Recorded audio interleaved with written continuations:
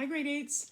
I've learned a lot about videotaping in the last few days. I've tried to videotape myself reading to you and then spent forever uploading it to YouTube and realized that my videos were too long. Everything I do is too long. I talk too much, you know the drill. And so this is a shortened version of what I was planning to do.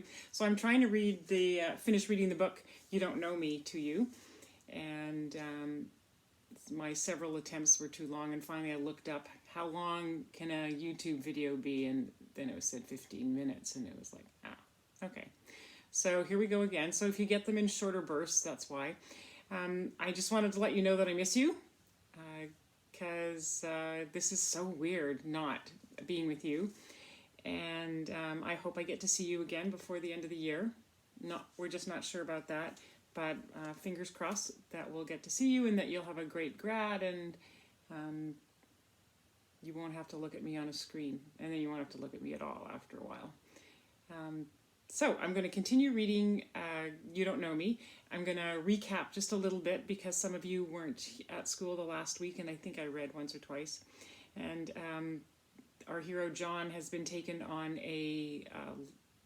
with the mom's boyfriend in a truck, and he doesn't have his shirt on, he doesn't have shoes on, and he's freezing, and basically the mom's boyfriend, I think, is involved in selling stolen televisions, and John has been on this trip with him doing that, stuck in the back of a big truck.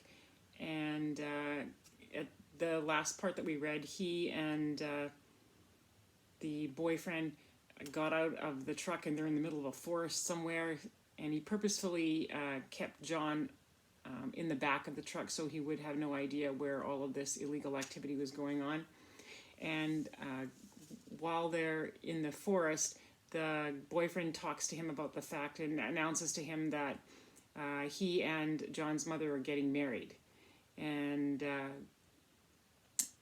then he tells him, he wants him to congratulate him and all that stuff, and to call him Sir.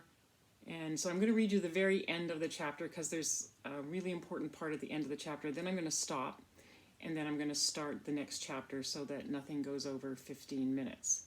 So here I go. So this is the end of a chapter. It's literally a page and a half, but it's an important page and a half. There is a roaring in my ears, and it has nothing to do with the wind that's gusting around us. Well, aren't you going to say something, he asks. Like what? How about congratulations? Congratulations, I hear myself mutter. For the first time, he angles his flashlight so that I can see his own face. It is a face that I hate from chin to hairline, from ear to ear. Congratulations what? He asks. I shrug. What does it matter? Congratulations, sir. No, he says. Congratulations, father. That is something I will never say, I tell him. Never in a million years. You can do whatever you want to me, and I will never say it. He smiles. You look cold, John. I guess it's time to go home. We can talk about this some other time. We'll have lots of time to talk. And that is clearly a threat. I see now that everything he says and does is a trap or a landmine or carries a hidden threat. And the kinder or more honest he pretends to be, the more dangerous he really is. Now, looking at me, he appears almost sympathetic, and I prepare myself for the very worst. But, he says in a low voice, for what it's worth, even if you hate my guts, you should admit that I'm a better man than your real father ever was. That's a lie, I say, much too loud. You don't know my father. You don't know anything about him. Just what your mother has told me, he admits. But that's enough. I never claimed to be a saint, John. But I would never have been cold enough to do what he did, to just leave a young wife and her little son with no explanation and no forwarding address, to just disappear, drop off the face of the earth. That's beyond cruel. That's beyond heartless. And think what you will of me, John, even I would never do that. That's beyond contempt.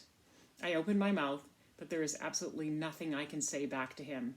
Instead, I feel tears in my eyes and sobs in my throat, and I just lower my head in shame because God help me, what he has just said is true. Okay, that's end of chapter 16. I'm going to stop, and then I'll do chapter 17.